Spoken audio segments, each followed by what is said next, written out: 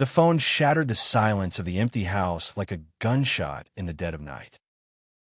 Alex's hand trembled as he lifted the receiver, the weight of the funeral still clinging to his skin like damp earth from the grave. "Hello," he whispered, but the voice on the other end cut through the fog of his grief with a clarity that stole his breath. "Alexander Hale, this is Jordan Reyes. Your grandmother left everything to you, the house, the land, her secrets. And your family? They've been lying to you since the day you came out." Alex slumped against the kitchen wall, the cordless phone slick in his palm, as if the world had tilted just enough to spill all its hidden truths at his feet. The funeral had been a farce, a parade of aunts and uncles murmuring condolences while avoiding his eyes, their whispers laced with the old venom of disapproval. He'd stood there in his too tight black suit, the one he'd bought for job interviews that never panned out because small-town America still whispered about the art teacher with a light in his step, feeling like a ghost in his own bloodline. Grandma Eleanor had been the only anchor, her frail hand squeezing his during those final hospital visits, her eyes twinkling with a promise she never voiced. "Hold on, my boy. The river always finds its way home." Now, this stranger, Jordan, spoke of rivers and inheritances and lies that twisted like kudzu through the family tree. He hung up after promising to meet the next morning, his heart pounding a rhythm of dread and defiance. The house in Willow Creek, Georgia, Grandma's sprawling Victorian on the edge of the Chattahoochee River, felt both sanctuary and cage. Alex paced the creaky floors, the scent of her lavender sachets mingling with the stale coffee from the wake. Why him, the gay grandson, shipped off to Atlanta at 18 after his father's ultimatum? Fix yourself or get out. Years of silence, of holidays spent sketching alone in his tiny apartment, painting portraits of lovers he'd lost to fear. And now, a call from nowhere, unraveling it all. Sleep evaded him that night, chased away by memories of Grandma's attic, where she'd hidden him during family gatherings, slipping him cookies and stories of her own wild youth in the 60s, marching for rights she never named. Dawn broke gray and heavy, and Alex drove the hour to the city lawyer's office, the humid air pressing against the windows like unspoken accusations. Jordan Reyes waited in a glass-fronted building downtown, his office a haven of polished oak and leather-bound books that smelled of old money and quiet power. He was younger than Alex expected, early 30s, with dark hair that curled just so at the collar of his crisp white shirt, sleeves rolled up to reveal forearms dusted with ink from late-night case files. His suit jacket hung on the chair back, tie loosened, and when he stood to shake Alex's hand, there was a warmth in his brown eyes that cut through the chill of formality. "Mr. Hale, Alex. Please. Sit." Jordan's voice was steady, laced with a faint southern drawl that softened the edges of his words.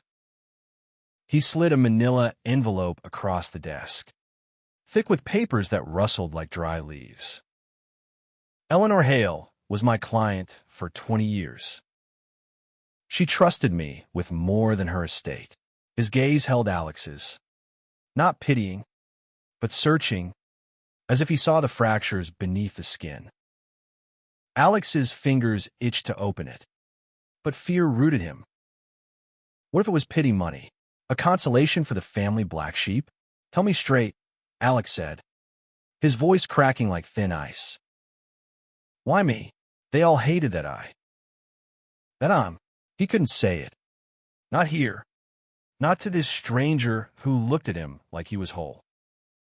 Jordan leaned forward, elbows on the desk, his presence filling the room without crowding it. "Because she loved you. fiercely. And she knew the truth they buried. He tapped the envelope. Read it. Then we'll talk. The will was a revelation.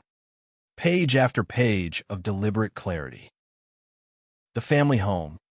The riverfront acreage worth millions in development potential. Even the antique shop downtown, all to Alexander James Hale. Sole heir. No caveats. No trust for the good relatives. But tucked between the legalese was a letter. Eleanor's looping script trembling from her last days. My dearest Alex, they hid you from the world, but not from me. You are the heart I leave behind. Forgive them if you can, but claim what's yours. Love as you were born to, fiercely, without apology. Yours always, Gran. Tears blurred the ink, and Alex choked on a sob that echoed in the quiet office. Jordan didn't flinch. Instead, he rose, poured a glass of water from a pitcher on the sideboard, and placed it in Alex's hand, his fingers brushing knuckles in a touch that lingered like a promise. She spoke of you often, Jordan murmured. The artist with the gentle soul. Said you painted the stars into her ordinary days. Alex looked up, wiping his eyes, and for the first time since the call, he truly saw the man before him, tall, broad-shouldered, with a jawline shadowed by a day's stubble, and lips curved in a half-smile that hinted at stories untold. You knew her that well, enough to know she'd want this. Jordan sat on the edge of the desk now, close enough that Alex caught the scent of his cologne, cedar and rain, grounding and wild, and enough to know your family's already circling. Your uncle's lawyer called me yesterday, demanding a recount, but Eleanor's will is ironclad. She planned for this. The drive back to Willow Creek blurred into a haze of what-ifs. Alex's phone buzzed relentlessly. Text from his mother. We need to talk about the will. This isn't right. And his sister. Don't be selfish. Alex. Family first. He silenced it, pulling over at a riverside overlook where the Chattahoochee churned brown and restless below. The inheritance wasn't just land, it was validation, a middle finger to the years of erasure. But with it came the storm, confrontations, dissonance made official, the unraveling of the fragile peace he'd built in exile. That evening, as thunder rumbled in from the west, a knock echoed through the house. Alex opened the door to find Jordan on the porch, umbrella in one hand, a bottle of bourbon in the other, rain dripping from his coat like tears he hadn't shed. Eleanor made me promise, he said, stepping inside without invitation, his eyes locking on Alex's with an intensity that made the air hum. To make sure you weren't alone in this. They sat on the worn plaid sofa in the living room, the bourbon warming paths down their throats, stories spilling like the rain outside. Jordan spoke of his own path, growing up in Savannah, coming out at 16 to a father who turned away, a mother who eventually came around with apologies baked into pecan pies. Law school's where I hid, he admitted, swirling his glass. Suits and briefs to armor the heart. Alex laughed, a raw sound that surprised them both, and shared his sketches, pulling out a portfolio from under the coffee table, portraits of lovers lost, landscapes of longing, all in vibrant oils that captured the ache of unspoken desires. As the storm peaked, lightning cracking the sky, Jordan's hand found Alex's on the cushion between them, a tentative bridge over the chasm of grief. She saw you, Alex. All of you. And so do I. The kiss that followed was inevitable. Soft at first, tasting of bourbon and salt, then deepening with the urgency of two souls recognizing home. Alex's fingers tangled in Jordan's damp hair, pulling him closer, the world narrowing to the press of bodies, the shared breath that chased away the shadows. But dawn brought the reckoning. A pounding at the door yanked Alex from sleep, Jordan's arms still draped possessively across his waist. His father stood on the threshold, face thunderous, mother hovering behind like a ghost. "What the hell is this?" his father bellowed, thrusting a copy of the will under Alex's nose. "That old woman's addled, leaving it all to you? After everything?" Jordan appeared at Alex's side, shirt untucked, stance unyielding. "Everything's in order, mister." "Hail." Eleanor's wishes stand. The air thickened with accusations. Unnatural. Greedy. Shame on the family. Words that clawed at old wounds. Alex's mother wept, clutching her purse like a shield. "We did it for you, son. To protect you from this life. This life." Alex's voice rose, steady for the first time, fueled by the man beside him and the ghost of his grandmother's love. "You hid me, Ma. Shipped me off like a dirty secret. Gran saw me, loved me, as I am. And now, she's given me back my place." The confrontation spilled into the yard. Rain-slick grass churning under feet, voices clashing like thunder. His uncle arrived in a pickup, flanked by cousins with narrowed eyes, demanding shares, invoking blood ties thicker than ink. Jordan stood firm, phone in hand, dialing the sheriff for trespass if needed, his free arm brushing Alex's in silent solidarity. Fists clenched, threats hurled, but beneath it all, Alex felt the shift, a core of steel forged in hidden years, now gleaming in the light. By midday, they retreated, tails between legs, but not without venom. "You'll regret this, boy." Alone again. The door slammed, leaving Alex shaking in the foyer, Jordan pulling him into an embrace that smelled of coffee and resolve. "Not alone," he whispered against Alex's temple. Never again. The days blurred into a whirlwind of legal filings and family fallout. Alex returned to his apartment in Atlanta only to pack. The city's hum a distant echo now. Jordan's office became a second home. Late nights poring over deeds and dreams, their hands brushing over blueprints of the property, visions of turning the antique shop into a gallery for queer artists, the Riverland into a retreat for those cast out. Romance bloomed in stolen moments, picnics by the Chattahoochee, where Jordan sketched clumsy hearts in the sand while Alex painted his profile against the sunset, capturing the vulnerability in those steady eyes. Yet tension simmered. Whispers in Willow Creek turned to stares. Old friends crossing streets. His ex, Mark, the barista who'd fled when things got real, texting condolences laced with judgment. One night, after a heated call from his sister accusing him of tearing the family apart, Alex shattered a vase in the kitchen, shards scattering like his resolve. Jordan found him on the floor, knees to chest, and knelt without a word, gathering pieces with careful hands. "You're not breaking, Alex. You're building something real."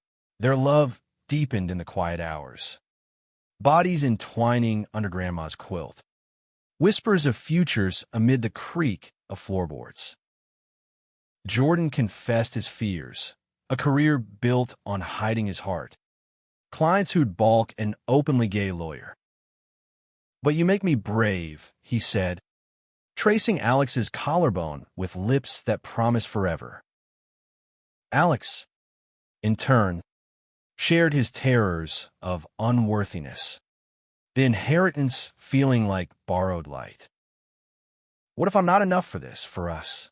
You're everything," Jordan replied, sealing it with a kiss that tasted of certainty. The climax came unannounced. A sweltering August afternoon when the family ambushed the reading of the final codicil at the county courthouse. Alex arrived in a linen shirt and chinos. Jordan at his side in a summer weight suit, their hands linked defiantly. The room buzzed with hostility, his father red-faced, mother dabbing eyes, uncle pacing like a caged wolf. The judge, a stern woman with silver hair, unsealed the envelope, her voice booming, "To Alexander Hale, I bequeath not only my earthly possessions, but my truth. He is my son in spirit, the heir to the love we all deserve." Unhidden and unbroken, gasps rippled. Then chaos, shouts of fraud, demands for DNA tests. His father's fist slamming the bench. Jordan rose, voice cutting like a blade. "Temper your outrage, sir." Eleanor's blood runs true in Alex, through heart, not hate. A scuffle broke out, chairs toppling. But Alex stood, voice rising above the fray. "Enough. Gran chose me because she saw what you blinded yourselves to. I'm gay. Yes. And I'm her legacy. Walk away if you must. But this ends the hiding. Security clear the room, leaving Alex and Jordan in echoing silence. The judge nodding approval before departing. Outside, under magnolia, trees heavy with blooms, his mother lingered, eyes downcast. She told me once, before the end, said you were the best of us. A tentative hand reached out, then withdrew. "I'm sorry, Alex, for all of it. Forgive in time. Ma," he said softly, the words a bridge half built. She nodded, vanishing into the crowd, a seed planted in cracked soil. As summer waned, the property transformed. Alex moved into the Victorian, walls echoing with laughter as artists arrived, queer painters from Atlanta, sculptors from Savannah, their work spilling color into rooms long gray.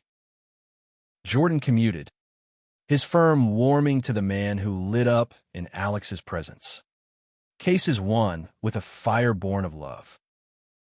Evenings found them on the porch swing, river murmuring below, hands intertwined as fireflies danced like liberated stars. One crisp October night, under a harvest moon, Jordan knelt by the water's edge, a simple silver band glinting in his palm, engraved with Eleanor's words, "Love without apology." "Marry me, Alex. Let's build the life she dreamed for us." Tears fell freely as Alex pulled him up, their kiss sealing vows against the current. Yes. 1,000 times, in the years that followed, the gallery thrived, a beacon drawing wanderers home. Family mended slowly, holidays tentative, then tender. His father's gruff proud of you. Son over Thanksgiving pie. Alex's paintings hung in museums, strokes of resilience and romance. And through it all, Jordan's hand in his, a stranger turned soulmate, proving that from hidden ashes, love rises eternal.